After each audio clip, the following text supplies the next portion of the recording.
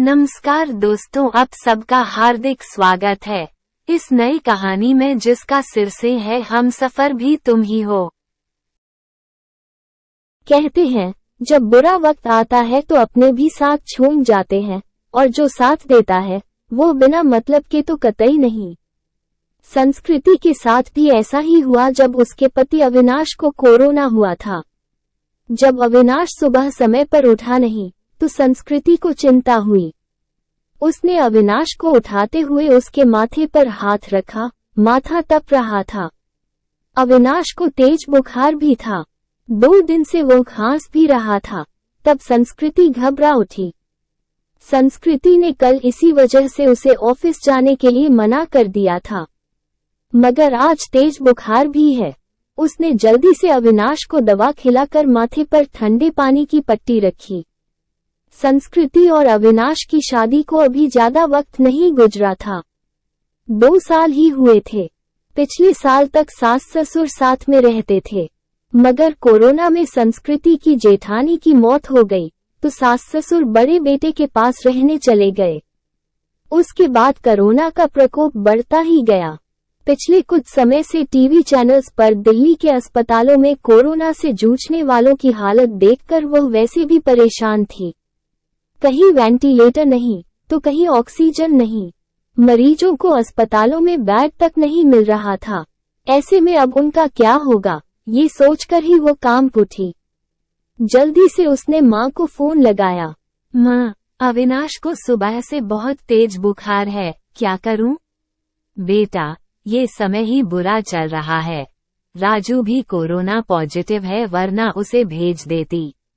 हम खुद उसकी देखभाल में लगे हुए हैं। तू ऐसा कर, जल्दी से डॉक्टर को बुला और दवाएं शुरू कर। हाँ माँ, वो तो करना ही होगा। मेरी सास की भी तबीयत भी सही नहीं चल रही है, वरना जेठी को ही बुला लेती।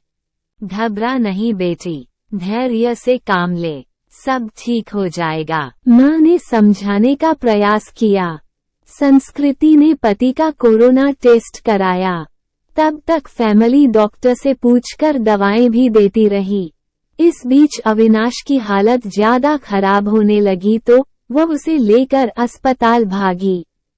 2 अस्पतालों से निराश लौटने के बाद तीसरे में मुश्किल से बेड का इंतजाम हो सका। सास ससुर और जेठ भी दूसरे शहर में थे, सो मदद के लिए आ नहीं सके। वैसे भी दिल्ली में लॉकडाउन लगा हुआ था। रिश्तेदार चाहकर भी उसकी मदद करने नहीं आ सकते थे। आस पड़ोस वालों ने कोरोना के डर से दरवाजे बंद कर लिए। तब संस्कृति ने अपने दोस्तों को फोन लगाया, पर सब ने बहाने बना दिए। अकेली संस्कृति पति की सेवा में लगी हुई थी। अस्पताल में मरीजों की लंबी कतारों और मौत के तांडव के बीच किसी तरह संस्कृति खुद को बचाते हुए पति के लिए दौड़ भाग करने में लग गई। कभी दवा की पर्ची लेकर भागती तो कभी खाना लेकर, कभी डॉक्टर से गिड़गिड़ाती तो कभी थक हार कर बैठ जाती। उसे कोरोना वार्ड में जाने की इजाजत नहीं थी। बाहर रिसेप्शन में बैठकर ही पति के ठीक होने की कामना करती रहती। उस पर पति की तबीयत अच्छी होने के बजाय बिगड़ती जा रही थी। उस दिन भी डॉक्टर ने पर्ची में कई दवाएं जोड़कर लिखी थी। वो दवाएं लेने गई, मगर जो सबसे जरूरी दवा थी वही नहीं मिली। अस्पताल में उसका स्टॉक खत्म हो चुका था।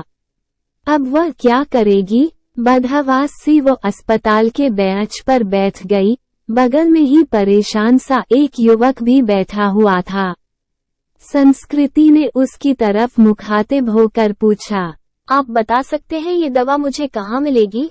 मैं खुद ये दवा ढूंढ रहा हूँ, आसपास तो मिली नहीं। मेरे दोस्त ने बताया है कि नोएडा में उसकी शॉप है, उसने कुछ दवाएं स्टॉक करके रखी हैं, सो वह मुझे दे देगा। अभी जाने की ही सोच रहा था। पर्ची लाइए, मैं अपने साथ आपके लिए भी दवा ले आता हूँ। पसीना पोंछते हुए संस्कृति ने कृतज्ञ स्वर में कहा, बहुत मेहरबानी होगी, सुबह से इसके लिए परेशान हो रही थी। मेहरबानी की कोई बात नहीं, इंसान ही इंसान के काम आता है। बस इतना शुक्र मनाए कि दवा वहाँ मिल जाए। कहकर वह चला गया। करीब 2 से 3 घंटे बाद लौटा तो उसके चेहरे पर परेशानी की लकीरों के बावजूद खुशी थी। ये लीजिए, बड़ी मुश्किल से मिली, मगर मिल गई, यही बहुत है। बहुत बहुत शुक्रिया।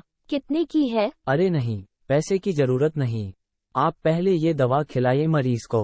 उस दिन के बाद से दोनों में बातचीत होने लगी।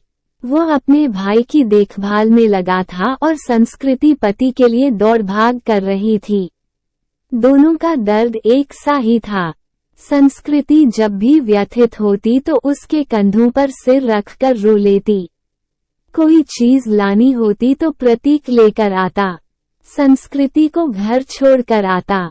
धीरे धीरे तकलीफ के इन दिनों में 2 अजनबी एक बंधन में बंधते जा रहे थे। उनके बीच एक अजीब सा आकर्षण भी था, जो दोनों के इस बंधन को और मजबूत बना रहा था। एक दिन अविनाश का ऑक्सीजन लेवल काफी घट गया। अस्पताल में ऑक्सीजन सिलेंडर नहीं था। तब प्रतीक ने ये जिम्मेदारी अपने ऊपर ले ली। पूरे दिन कड़ी धूप और गर्मी में लाइन में लगकर आखिर वो ऑक्सीजन सिलेंडर लेकर ही लौटा। उस दिन संस्कृति ने पूछा था, आप मेरे लिए इतना कुछ कर रहे हैं, इतना ख्याल रखते हैं, मगर क्यों? मैं तो आपकी कुछ भी नहीं लगती। फिर बताओ ना, ऐसा क्यों कर रहे हो? पहली बात, हर क्यों का जवाब नहीं होता, और दूसरी बात, हम दोनों हमसफर नहीं हैं तो क्या हुआ, हमदर्द तो है ना। आपके दर्द को मैं बहुत अच्छे से महसूस कर सकता हूँ। आपकी तकलीफ देखकर मुझे दुख होता है। बस किसी भी तरह आपकी मदद करना चाहता हूँ। एक अनकहा सा मगर मजबूत साथ महसूस कर वो गमों के बीच भी मुस्कुरा उठी थी। धीरे धीरे अविनाश की तबीयत और भी बिगड़ गई और उसको वेंटिलेटर पर रखना पड़ा। अस्पताल में वेंटिलेटर्स की भी कमी थी। कई वेंटिलेटर्स खराब हो गए थे। बदहवास सी संस्कृति ने प्रतीक को फोन लगाया तो पता चला कि उसके भाई को भी कहीं और शिफ्ट करने की नौबत आ गई है। आप चिंता न करो संस्कृति जी, मैं अपने भाई को जिस अस्पताल में लेकर जा रहा हूँ, आपके पति को भी वहीं लेकर चलता हूँ। वहाँ वेंटिलेटर की सुविधा है और डॉक्टर्स भी अच्छे हैं। प्रतीक ने उसे ध्यान से बंधाया और फिर जल्दी ही शिफ्टिंग की सारी व्यवस्था करा दी।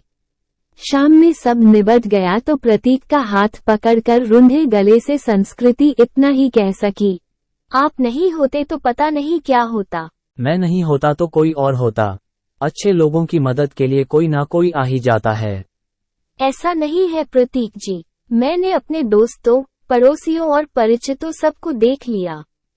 इस कठिन समय में कोई भी मेरे साथ खड़ा नहीं। केवल आप हैं जिसे 4 से 6 दिन पहले तक मैं जानती भी नहीं थी। आज लगता है ऐसे आपके बिना रह ही नहीं सकती।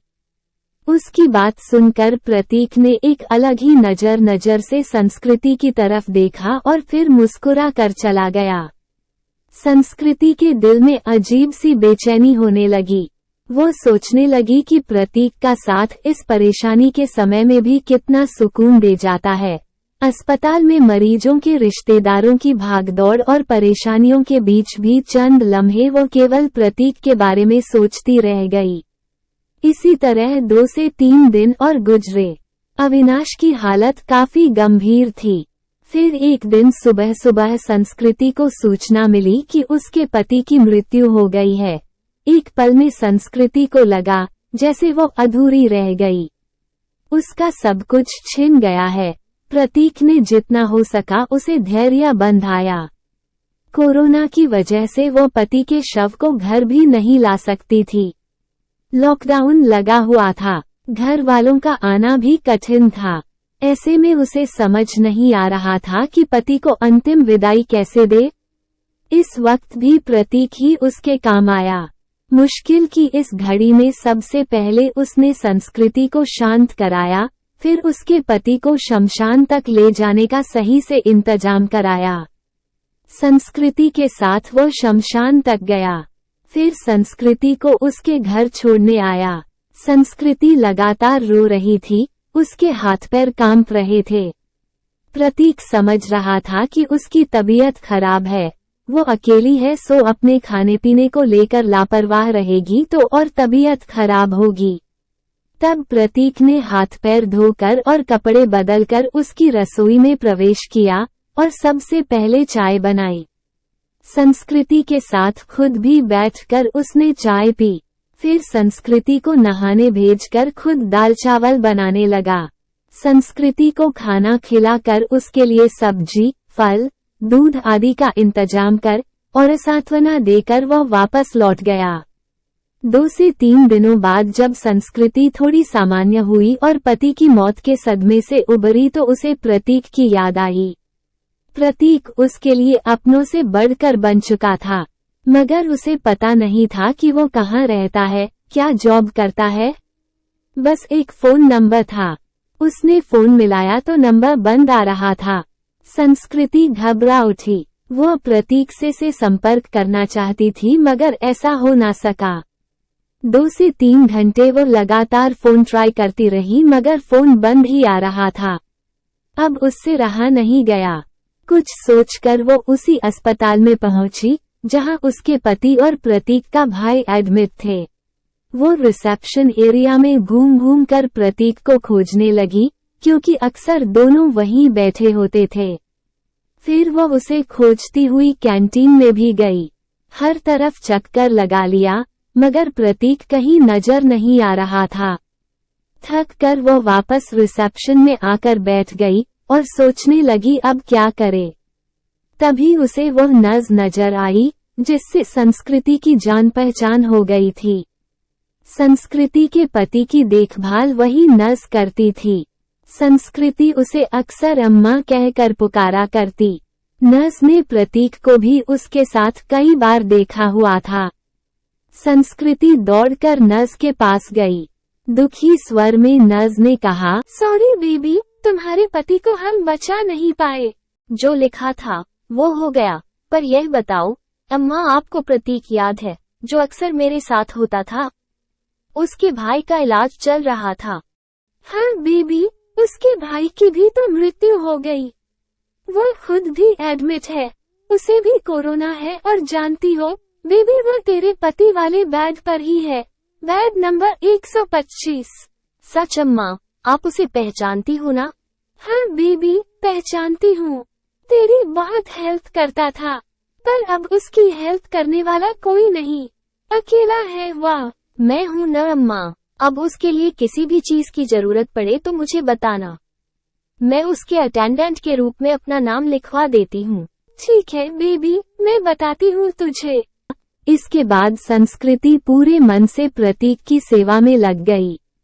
उसके लिए घर का खाना, फल, दवाएं वगैरह लेकर आना, उसकी हर जिम्मेदारी अपने ऊपर लेना, डॉक्टरों से उसकी तबीयत की हर वक्त जानकारी लेते रहना, जैसे काम वह पूरे उत्साह से कर रही थी।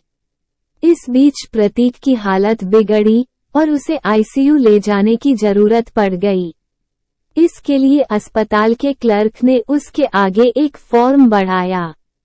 उसमें मरीज के साथ क्या संबंध है ये लिखकर हस्ताक्षर करना था। संस्कृति कुछ पलों के लिए सोचती रही कि वह क्या लिखे। फिर उसने उस खाली जगह पर पत्नी लिखकर साइन कर दिया। क्लर्क को कागज थमाकर वो खुद में ही मुस्कुरा उठी। 2 से 3 दिन आईसीयू में रहकर प्रतीक की हालत में सुधार शुरू हुआ और उसे कोविड वार्ड में वापस शिफ्ट कर दिया गया। 7 से 8 दिनों तक लगातार सुधार होने और रिपोर्ट नेगेटिव आने के बाद उसे डिस्चार्ज भी कर दिया गया। इतने दिनों तक संस्कृति ने भी अपना खाना पीना और नींद भूलकर दिन रात प्रतीक की सेवा की थी। डिस्चार्ज वाले दिन वो बहुत खुश थी। उसने सीधा अपने घर के लिए कैब बुक किया और प्रतीक को अपने घर ले आई। प्रतीक ने टोका तो संस्कृति ने थोड़े शरारती अंदाज में जवाब दिया, मैंने फॉर्म में एक जगह ये लिखकर साइन किया है कि मैं तुम्हारी पत्नी हूँ और इसलिए अब मेरा और तुम्हारा घर अलग अलग नहीं बल्कि एक ही होगा। मगर संस्कृति लोग क्या कहेंगे? लोगों का क्या है प्रतीक? जब मुझे जरूरत थी तो क्या लोग मेरी मदद के लिए आगे आए थे? नहीं न, उस वक्त तुमने मेरा साथ दिया। अब मेरी बारी है, इसमें गलत क्या है? तुम थोड़े ठीक हो जाओ फिर सोचेंगे कि क्या करना है। करीब 10 दिन संस्कृति ने जी भर कर प्रतीक का ख्याल रखा। हर तरह से उसकी सेहत पहले की तरह बनाने और खुश रखने का प्रयास करती रही। संस्कृति एक संयुक्त परिवार से संबंध रखती थी। ससुराल में धन संपत्ति की कमी नहीं थी। ये घर भी पति के बाद उसके नाम हो चुका था। पति ने उसके लिए काफी संपत्ति और गहने भी छोड़े थे। बस एक हमसफर की कमी थी जिसे प्रतीक पूरा कर सकता था। उस दिन शाम में संस्कृति ने प्रतीक के हाथों को थाम कर कहा, जो बात मैंने अनजाने ही उस फॉर्म में लिखा, क्या हम उसे हकीकत का रूप नहीं दे सकते? क्या मैं तुम्हें अपने हमदर्द के साथ साथ एक हमसफर के रूप में भी स्वीकार हूँ? मगर संस्कृति लोग क्या कहेंगे? मुझे लगता है संस्कृति की अब ये बात कहना फजूल है। मतलब ये कि तुम ऑलरेडी मेरी हमदर्द और हमसफर बन चुकी हो। हम हमेशा साथ रहेंगे। तुमसे बढ़कर कोई और मेरा ख्याल नहीं रख सकता, कहकर प्रतीक ने संस्कृति को गले से लगा लिया। आपको अगर कहानी पसंद आई हो और ऐसी कहानी सुनना चाहते हैं तो हमारे चैनल को सब्सक्राइब कीजिए। हम ऐसे ही नई कहानी अपडेट करते रहेंगे।